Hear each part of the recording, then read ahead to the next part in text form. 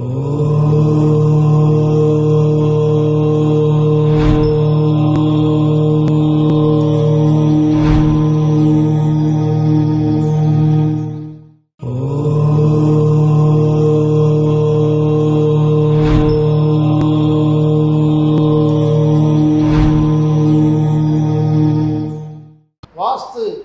நவமணிஜி YouTube channel நண்பர்கள் அனைவருக்கும் அன்னை தமிழுக்கும் முதற்கணிந்த வணக்கம். இன்றைய நிகழ்வில் ஒரு நல்ல விருந்தினர் வந்திருக்கிறார். ஜோதிட சாஸ்திரத்தில் வல்லுனர், திருநகரில் மதுரை திருநகரில் வாழ்ந்த எங்களுடைய குரு பிஎஸ்ஐயர் அவர்களினுடைய மாணாக்கரும் கூட. இராணுவத்தில் விமான தளத்தில் பணியாற்றிய ஒரு சிறந்த ஒரு போர் வீரன், இராணுவ வீரன். புகைப்பட கலைஞராக பரிணமித்த இவரை ஜோதிட கலை ஈர்த்துவிட்டது. ஜோதிடத்தில் தமிழகத்தில் மட்டுமல்லாமல் கொரியாவில் போய் அங்கு உள்ள பல்கலைக்கழகத்தில் அனைத்து மாணவர்களுக்கும் மாணவிகளுக்கும் ஜோதிட கலையை பரப்பினார், கற்றுக் கொடுத்தார். அங்கிருந்து வந்தவர்களையெல்லாம் எங்களுக்கு அறிமுகப்படுத்தி வைத்தார். இந்த ஜோதிட கலையை தனக்கென்று வைத்துக் கொள்ளாமல் பாரதி சொன்னது போல் சென்றடிவேர் எட்டுக்கும் அதுபோல் இவர் கொரியாவில் போய் ஜோதிட கலையை வளர்த்திருக்கிறார். இதைவிட ஒரு சிறப்பு ஒரு தமிழனுக்கு என்னவென்றால், கொரியா பல்கலைக்கழகத்தில் இவர் நிரந்தர ஜோதிட பேராசிரியராக இவர் நியமிக்கப்பட்டிருக்கிறார். சாந்தமானவர், அதிர்ந்து பேச மாட்டார், குழந்தை மனம், ஆனால் சிறந்த ஆராய்ச்சியாளர், சிந்தனையாளர். இவரிடம் அணுகினால்தான் கருத்துக்கள் வெளிப்படும். இதோ அவர் உங்களிடம் தன் கொரியாவின் அனுபவங்கள் என்ற தலைப்பில் பேச இருக்கிறார். பேசுங்க பாரதி அவர்களே. ஐயா வணக்கம். எனக்கு இந்த வாய்ப்பை கொடுத்த புலவர் நவமணி நன்மது அவர்களுக்கு வணக்கத்தை கூறி என்னுடைய அறிமுகத்தை ஆரம்பிக்கின்றேன். நான் என்னை பற்றி சொல்வதற்கு முன்பு புலவர் சண்முகவேலு அவர்களை பற்றி சில வார்த்தைகளை சொல்ல ஆசைப்படுகின்றேன். நான் விமானப்படையிலிருந்து ஓய்வு பெற்று மதுரை திருநகரில் அமரர் பிஎஸ்ஐயர் ஜோதிட, அதுவும் இலவச ஜோதிட வகுப்புகளை நடத்தும் பொழுது புலவர் நவமணி சண்முகம் அவர்கள் திண்டுக்கல்லில் இருந்து இங்கு மதுரை திருநகருக்கு வந்து எனது குருநாதர் பிஎஸ்ஐயர் ஜோதிட வகுப்புகள் நடத்தும் பொழுது புலவர் சண்முகம் அவர்கள் வருகை தந்து பிஎஸ்ஆர் அடுத்தபடியாக ஜோதிட பாடங்களை நடத்துவார். அப்பொழுதுதான் முதலாக 1993 வருடம் கேபி என்ற ஒரு புதிய ஜோதிட முறையை எங்களுக்கு அறிமுகப்படுத்தியவர் புலவர் சண்முகம் அவர்கள். புலவர் சண்முகத்தில் பெரிய வித்தை என்றால், வகுப்பு நடத்தும் பொழுது அவ்வளவு சுவராசியமாக விஷயங்களை எவ்வளவு தெளிவாக சொல்கின்றார் என்பதை பார்க்கும் பொழுது நம்மளுக்கு மிக ஆச்சரியமாக இருக்கும். மிக தெளிவாக, மிக புரியும்படியாக, ரொம்ப அருமையாக வகுப்பு நடத்துவார். அவன் வகுப்பு நடத்தி முடிக்கும் பொழுது சிறுகதைகள் வரும் முடிவைப் போல சஸ்பென்ஸாக முடிப்பார். அதற்காக அடுத்த வாரம் எப்பொழுது வரும் என்று காத்திருக்கக்கூடிய அனுபவம் எனக்கு உண்டு. எனது கொரியா அனுபவத்தை பற்றி பேசும்பொழுது, நான் 2010 சிதம்பரம் அண்ணாமலை யூனிவர்சிட்டியில் எம்ஏ பாடங்கள் முடித்த பிறகு மதுரை காமராஜ் யூனிவர்சிட்டியில் எம்ஃபீல்டு படிக்க நேர்ந்தது. அப்பொழுது என்னுடன் யுவாங்வான்ஸ் என்ற ஒரு தென்கொரிய நண்பர் ஜோதிடத்தில் டாக்டர் பட்டம் பெறுவதற்காக என்னுடன் படித்துக் கொண்டிருந்தார். அந்த ஒரு 4-5 வருடங்கள் எங்களுக்குள் மிக நட்பு ஏற்பட்டது. அதன் பயனாக அவர் இங்கே டாக்டர் பட்டம் பெற்ற பிறகு தன்னுடைய நாடான தென்கொரியாவுக்கு சென்று அவர் ஜோதிட கலையை பரப்பிய பொழுது அவருடைய ஆசைக்கு இணங்க அவர் என்னை தென்கொரியாவுக்கு அழைத்தார். தென்கொரியா சென்ற பொழுது அங்கே சியோல் என்ற நகரில் மிக பெரிய யூனிவர்சிட்டியான டோங்கோங் யூனிவர்சிட்டியில் ஜோதிட பாடத்தை அவர் ஆரம்பித்தார். அந்த ஜோதிட பாடங்களை ஆரம்பிக்கும் பொழுது அதற்கு உறுதுணையாக என்னையும் அந்த ஜோதிட வகுப்புகளை எடுக்க உதவி புரிந்தார். அப்பொழுதுதான் நான் மிகுந்த ஒரு மரியாதையுடன் அங்கே ஜோதிட பாடங்கள் எடுக்கக்கூடிய ஒரு வாய்ப்பு கிட்டியது. தென்கொரியா மக்களை பொறுத்த மட்டும் அவர்களுக்கு ஜோதிடம் என்பது என்னவென்றே அவர்களுக்கு தெரியாது. நாங்கள் சென்ற பிறகுதான் ஜோதிடத்தில் ஆரம்ப நிலையிலிருந்து இப்பொழுது இருக்கக்கூடிய நிலை வரை அவர்களுக்கு பாடங்களை அறிமுகப்படுத்தி அவளுக்கு நடத்தி கொண்டிருக்கிறோம். அதன் பயனாக ஒவ்வொரு வருடமும் கிட்டத்தட்ட 25-30 மாணவர்கள் அந்த யூனிவர்சிட்டிக்கு வந்து ஜோதிட பாடங்களை படித்து பயன்பெற்று வருகிறார்கள். தென்கொரியா ஜோதிடத்தை பொறுத்தமட்டை நான் இங்கே துல்லிதமான ஒரு ஜோதிடத்தை நான் சொல்லிக் கொடுக்கவில்லை. 19 வயதால் அவர்கள் ஆரம்ப ஸ்டேஜில் இருப்பதால் ஜோதிடத்தில் பொதுவாக ஆரம்பத்தில் என்னென்ன விஷயங்கள் இருக்கின்றதோ அதை அவர்களுக்கு நடத்தினேன்.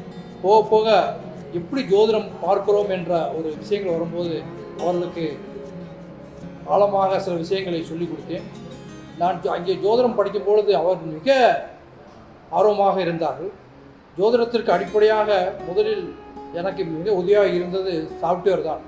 இங்கே இருக்கின்ற சில சாஃப்ட்வேர்கள், அதுவும் பர்டிகுலராக லைஃப் சயின்ஸ் போன்ற சாஃப்ட்வேர்களை அவர்கள் ஒவ்வொருடைய லாட்டிடியூடை கணித்து அவர்கள் ஜாதகத்தை கணித்து விடுவோம்.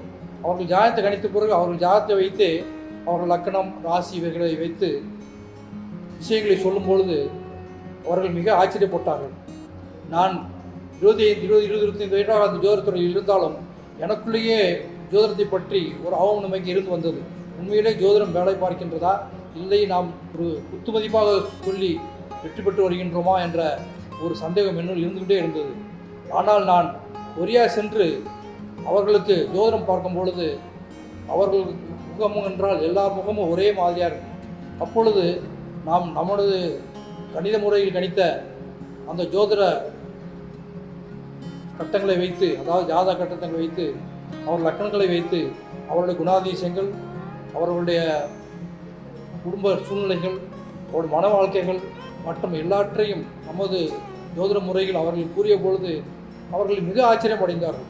இப்படியெல்லாம் ஜோதிடத்தை சொல்ல முடியுமா, அது எப்படி சாத்தியம் என்ற ஆசையோடு வந்தபொழுதுதான் அவர்களுக்கு ஜோதிடத்தை படிங்கள், அதனுடைய உண்மையை தெரிந்து கொள்ளுங்கள் என்று நாங்கள் அவர்களை ஜோதிட வகுப்பிற்கு அழைத்து வந்தோம். அதாவது என்னுடைய அனுபவத்தில் நான் முக்கியமாக என்ன செய்தேன் என்றால், ஒரு லக்கணத்திற்கு அது என்ன மாதிரி திசை நடத்துகின்றது, என்ன மாதிரி கோச்சாரங்கள் இருக்கின்றது, இதோடு இதை வைத்து தான் நாங்கள் பலன் சொல்ல ஆரம்பித்தோம். அதாவது முக்கியமாக எனக்கு என்னவென்றால், ஒரு ஜாதகத்திற்கு கிரகங்களுடைய காரத்துவங்கள், பாவங்களின் காரத்துவங்கள் முக்கியமாக எடுத்துக்கொள்கிறோம். இவைகளை வைத்து ஒரு லக்கணத்திற்கு அந்த ஒவ்வொரு பாவத்திற்கும் அந்தந்த பாவத்தில் என்னென்ன கிரகங்கள் இருக்கின்றன, அந்த கிரகங்கள் எந்த மாதிரி சேர்க்கைகள் இருக்கின்றன, எவரோடு சேர்ந்திருக்கின்றன, எந்த கிரகங்கள் பார்க்கின்றது, இதை முக்கியமாக கொண்டு பலன்கள் சொல்லி வருகின்றோம். இப்பொழுது நாம் நடைமுறையில் பார்க்கும் பொழுது ஒரு லக்கணத்தில் குரு இருந்தால் இந்த பலன், செவ்வாய் இருந்தால் இந்த பலன், ராகு இருந்தால் இந்த பலன் என்று சொல்கின்றோம் அல்லவா. அந்த அளவுக்கு ஒரு லக்கணத்திற்கு இந்த கிரகங்கள் இருக்கின்ற இந்த பலன் என்று சொல்லும் பொழுது அது மிக உண்மையில் மிக சரியாக வருகின்றது.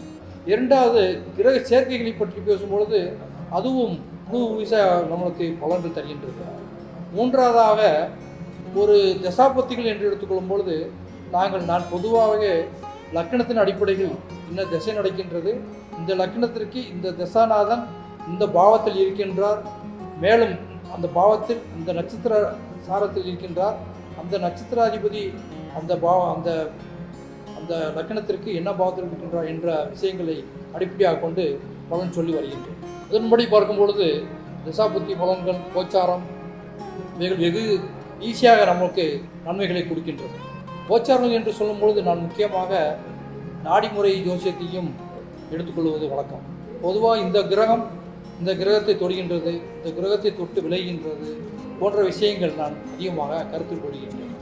ஏனென்றால் தென்கொரியா நாட்டை பொறுத்த மட்டும் அவர்கள் ஜோதிடத்திற்கு மிக எளிமையானவர்கள். அவர்கள் ஜோதிடம் என்னவென்றே தெரியாது. அவர்களுக்கு எடுப்பிலேயே மிக நம்முடைய ஆழ்ந்த கணிதத்தையும் ஆழ்ந்த ஜோதிட விஷயங்களையும் சொன்னால் அவர்கள் எந்த அளவுக்கு புரிந்து கொள்ள முடிவார்கள் என்று ஒரு சந்தேகம் இருந்தது. ஆகவே அவர்களுக்கு அடிப்படையாக ஜோதிடத்தின் அந்த கணித முறைகளை கூறிவிட்டு முக்கியமாக பாவங்களின் காரகங்கள், கிரகங்களின் காரகங்களை அவர்களுக்கு முக்கியமாக வலியுறுத்தி சொன்னேன். இரண்டாவது, கிரகங்கள் இன்னொரு கிரகத்தோடு சேரும்பொழுது என்ன மாதிரி பலன்கள் கொடுக்கின்றது, அவர்கள் சேர்ந்து எந்த பாவத்தில் அமர்கிறார்கள், அவர்களை எந்த கிரகங்கள் பார்க்கின்றது போன்றவைகளெல்லாம் முக்கியமாக எடுத்துக்கொள்ள வேண்டும் என்ற ஒரு அடிப்படையிலேயே அந்த ஜோதிட பாடங்களை நாங்கள் வரையறுத்தோம். இவையெல்லாம் பாடத்திட்டமாகவே நாங்கள் வகுத்து ஒரு தடவை சென்றால் 2 மாதத்துக்கு அங்கே இருக்குமாறு ஒரு செக்யூரிட்டி உண்டாக்கி நாங்கள் ஜோதிடத்தை கற்றுக் கொடுத்தோம். இதன்படியாக அந்த டோங்கோங் யூனிவர்சிட்டியில் கடந்த 3 வருடங்களாக தொடர்ச்சியாக சென்று கொண்டிருக்கின்றேன். இந்த வருடம் கொரோனாவினுடைய தாக்கத்தால் என்னால் அங்கு செல்ல முடியவில்லை. ஆனால் என் நண்பர் காமராஜர் பல்கலைக்கழகத்தில் படித்த எனது நண்பர் யுவான் வாங்செல் ஜோதிடத்தை தொடர்ச்சியாக நடத்தி வருகின்றார்.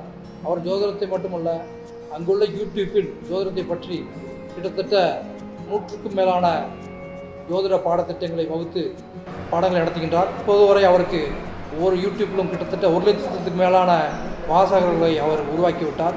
அந்த அளவில் அவர் ஜோதிடத்தை அங்கே மிக வேகமாக பறக்குகின்றார். இந்த அளவில் ஜோதிடத்தை நாங்கள் முதலாக தென்கொரியாவுக்கு சென்று அங்கே ஜோதிடத்தை அறிமுகப்படுத்தி வச்சிருந்தோம். அது மிக அருமையாக போய்கொண்டிருக்கின்றது. அடுத்து வாய்ப்புகள் வரும்பொழுது திரும்பவும் நாம் சொல்லக்கூடிய ஒரு வாய்ப்பு எனக்கு கிடைக்கும். மற்றபடி ஜோதிடத்தை பொறுத்த மட்டும் எனக்கு மிக குருவாக இருந்த அமரர் பிஎஸ்சி அவருக்கு அடுத்தபடியாக எங்களுக்கு வழிகாட்டிய புலவர் நவமணி சண்முகவேல் அவர்கள், நமது திருச்சி பழனிசாமி அவர்கள் மற்றும் ராஜா நல்லக்காமு, ஜோதிடர் மோதிலால், எனது அடுத்த கேபியின் குருவான குருமூர்த்தி அவர்கள் மிக அருமையாக எனக்கு ஜோதிடத்தில் எனது அறிவை விருத்தி செய்தார்கள். அவர்களுக்கு இந்த நேரத்தில் அந்த நன்றியை தெரிவித்துக் கொள்ள கடமைப்பட்டிருக்கிறேன்.